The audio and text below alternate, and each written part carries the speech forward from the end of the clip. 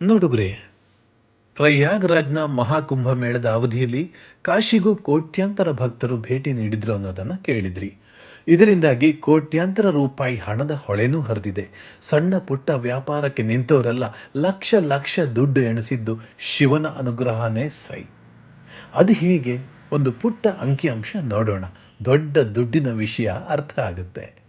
ಕುಂಭಮೇಳದ ಅವಧಿಯಲ್ಲಿ ಕಾಶಿಯೊಂದರಲ್ಲೇ 100 ಕೋಟಿ ರೂಪಾಯಿ ಮೌಲ್ಯದ ರುದ್ರಾಕ್ಷಿ ಮಾರಾಟ ಆಗಿದೆ. ವಾಸ್ತುದೋಷ ಸರಿಪಡಿಸೋಕೆ ಇರುವಂಥ ಕುಬೇರ ಪ್ರತಿಮೆಗಳ ಮಾರಾಟ 50 ಕೋಟಿ ರೂಪಾಯಿ. 5,000 ಮನೆಗಳು ಹೋಮ್ ಸ್ಟೇಗಳಾಗಿ ಬದಲಾಗಿದ್ವು.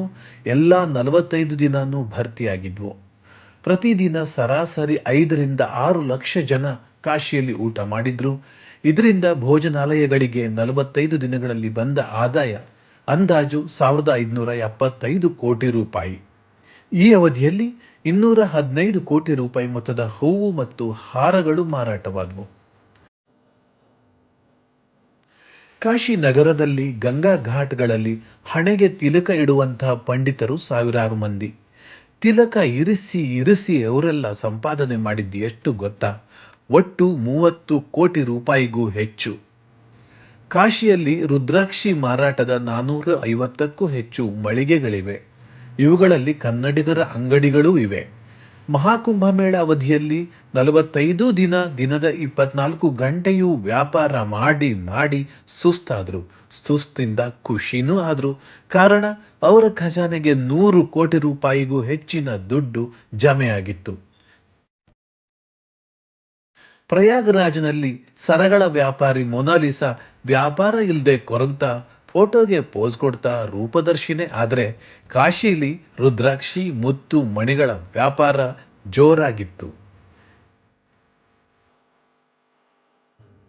ಇನ್ನು ಹೋಟೆಲ್ ವಿಷಯ ಕೇಳೋದೇ ಬೇಡ. ಸಣ್ಣ ಪುಟ್ಟವೂ ಸೇರಿ ಕಾಶಿಲಿ 12,000 ಹೋಟೆಲ್ ಲಾಡ್ಜ್ಗಳಿವೆ. 45 ದಿನಗಳ ಅವಧಿಯಲ್ಲಿ ಸರಾಸರಿ 5 ಲಕ್ಷ ಜನರು ಲಾಡ್ಜ್ಗಳಲ್ಲಿ ವಸತಿ ಮಾಡಿದ್ರು. ಈ ಅವಧಿಯಲ್ಲಿ 90,000 ಕೋಣೆಗಳು ಬುಕ್ ಆಗಿದ್ವಂತೆ. ಇದರಿಂದ ಲಾಡ್ಜ್ಗಳಿಗೆ ಬಂದ ಆದಾಯ ಒಟ್ಟು ಸರಾಸರಿ 1,620 ಕೋಟಿ ರೂಪಾಯಿ.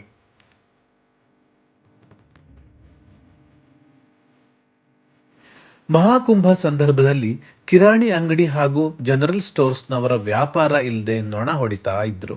ಅದಕ್ಕಾಗಿ ಎಷ್ಟೋ ಅಂಗಡಿಗಳನ್ನು ಬಂದ್ ಮಾಡಿ 1,000ಕ್ಕೂ ಹೆಚ್ಚು ತಾತ್ಕಾಲಿಕ ಭೋಜನಾಲಯಗಳನ್ನಾಗಿ ಮಾರ್ಪಾಡು ಮಾಡಿದ್ರಂತೆ. ಕೆಲವರು ಹಗಲು ರಾತ್ರಿ ಭೋಜನಾಲಯ ತೆರೆದಿದ್ರು. ಗೃಹಿಣಿಯರು ತಮ್ಮ ಮನೆಯ ವರಾಂಡವನ್ನೇ ಭೋಜನಾಲಯವನ್ನಾಗಿ ಮಾಡಿ ಗ್ರಾಹಕರಿಗೆ ಮನೆಯೂಟ ಬಡಿಸಿದ್ರು, ದುಡ್ಡನ್ನು ಎಣಿಸಿದ್ರು. ಸಿಹಿ ತಿಂಡಿಗಳಿಗೆ ಕೂಡ ವಾರಣಾಸಿ ಖ್ಯಾತವಾಗಿದೆ.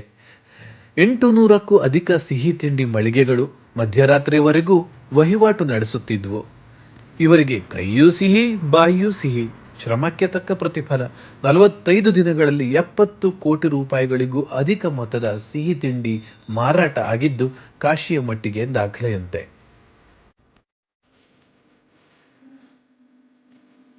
ಇನ್ನು ವಾರಾಣಸಿಯ ಗಂಗಾ ನದಿಯಲ್ಲಿ ದೋಣಿ, ಬೋಟ್, ಕ್ರೂಸ್ಗಳ ಸಂಭ್ರಮವೋ ಸಂಭ್ರಮ. 2,500ಕ್ಕೂ ಅಧಿಕ ಸಣ್ಣ ಹಾಗೂ ದೊಡ್ಡ ಬೋಟ್ಗಳು, 10 ಲಕ್ಸುರಿ ಕ್ರೂಸ್ಗಳು ವಿಶ್ರಾಂತಿ ಇಲ್ಲದೆ ಸಂಚರಿಸಿ ಯಜಮಾನರಿಗೆ ದುಡ್ಡಿನ ಹೊಳೆ ಹರಿಸಿದ್ವು. ಇವುಗಳ ಒಟ್ಟು ಗಳಿಕೆ 45 ದಿನಗಳಲ್ಲಿ 3,240 ಕೋಟಿ ರೂಪಾಯಿ.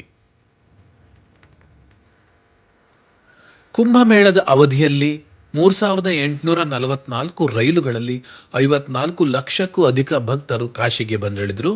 ಶಿವರಾತ್ರಿ ದಿನ ಕಳೆದ ವರ್ಷ 12 ಲಕ್ಷ ಭಕ್ತರು ಭೇಟಿ ನೀಡಿದ್ರೆ ಈ ಸಲ ಅದು ದುಪ್ಪಟ್ಟಾಗಿತ್ತು.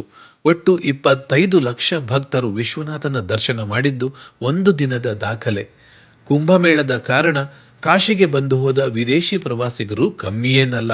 America, Malaysia, Britain, Russia, England, Ukraine, Nepal, Bangladesh, Thailand, ಪಾಕಿಸ್ತಾನದಿಂದ ಪ್ರವಾಸಿಗರು ಆಗಮಿಸಿದ್ರು. ಭಾರತದ ದಕ್ಷಿಣದ ರಾಜ್ಯಗಳಿಂದ ಈ ಸಲ ಕಿತ್ತೆದ್ದು ಕಾಶಿ ಪ್ರಯಾಗಕ್ಕೆ ಹೋಗಿದ್ದು ಒಂದು ದಾಖಲೆ. ಕರ್ನಾಟಕ, ಆಂಧ್ರ, ತೆಲಂಗಾಣ, ತಮಿಳುನಾಡು ರಾಜ್ಯಗಳ ಅತಿ ಹೆಚ್ಚು ಪ್ರವಾಸಿಗರು ಕುಂಭಮೇಳದಲ್ಲಿ ಮುಳುಗೆದ್ರು. ಕಾಶಿಗೂ ಬಂದು ಹೋದ್ರು. ಪ್ರತಿದಿನ 5 ಲಕ್ಷ ಜನರು ವಿಶ್ವನಾಥನ ದರ್ಶನ ಪಡೆದರು. ಇತಿ ವಾರ್ತಾಃ. ಮಾಹಿತಿ ಮೂಲ ವಿಜಯವಾಣಿ. ಧನ್ಯವಾದಗಳು. ನೋಡ್ತಾ ಇರಿ ದೃಶ್ಯಕಾವ್ಯ ಕನ್ನಡ ಯೂಟ್ಯೂಬ್ ವಾಹಿನಿ.